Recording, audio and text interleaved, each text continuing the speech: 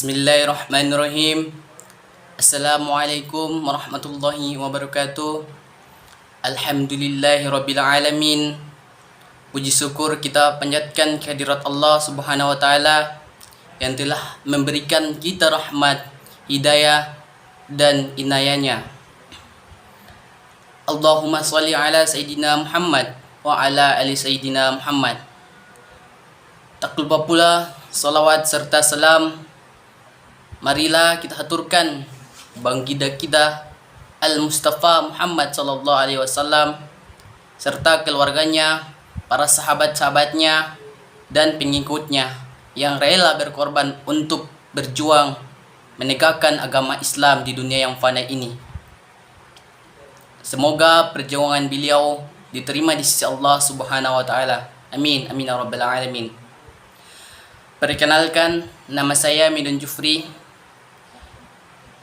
Prodi Pendidikan Bahasa Arab. Saya akan menyempurnakan UAS mata kuliah ilmu kalam. Kalian tahu apa itu syirik? Syirik adalah istilah dalam agama Islam yang mengacu pada tindakan atau keyakinan yang menyekutukan Allah dengan sesuatu atau seseorang lain dalam ibadah atau pengabdian. Dalam Islam, syirik dianggap sebagai dosa besar yang paling serius dan tidak dimaafkan.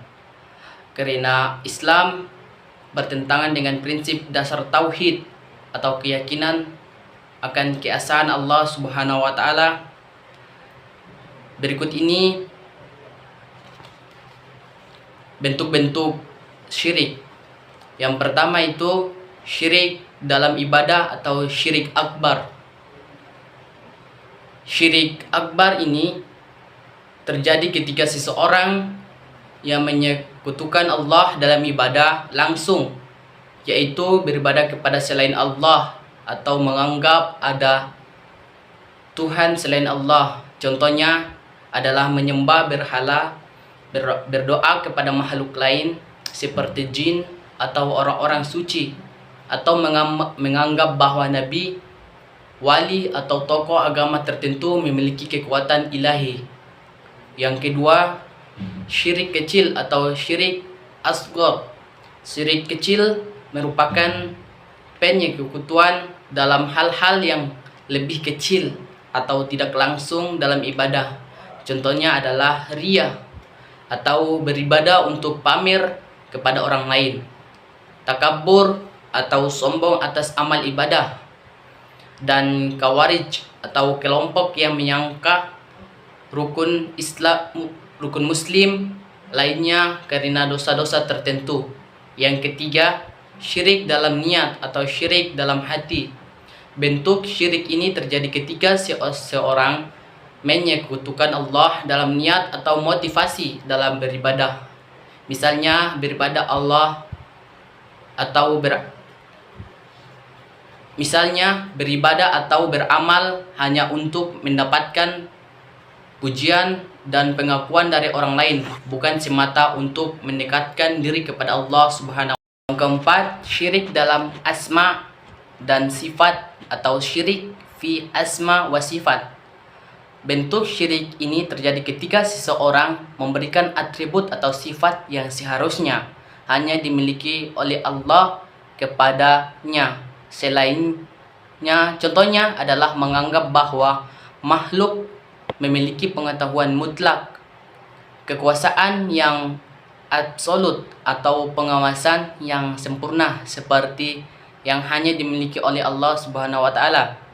Yang kelima, syirik dalam pengabdian atau syirik fi al-ibadah.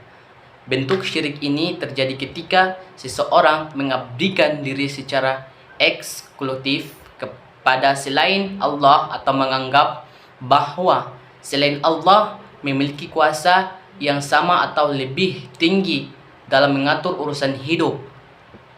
Contohnya adalah menyembah, meminta bantuan, atau mempersembahkan kurban kepada selain Allah dengan keyakinan bahwa mereka dapat memberikan manfaat atau menolak bencana.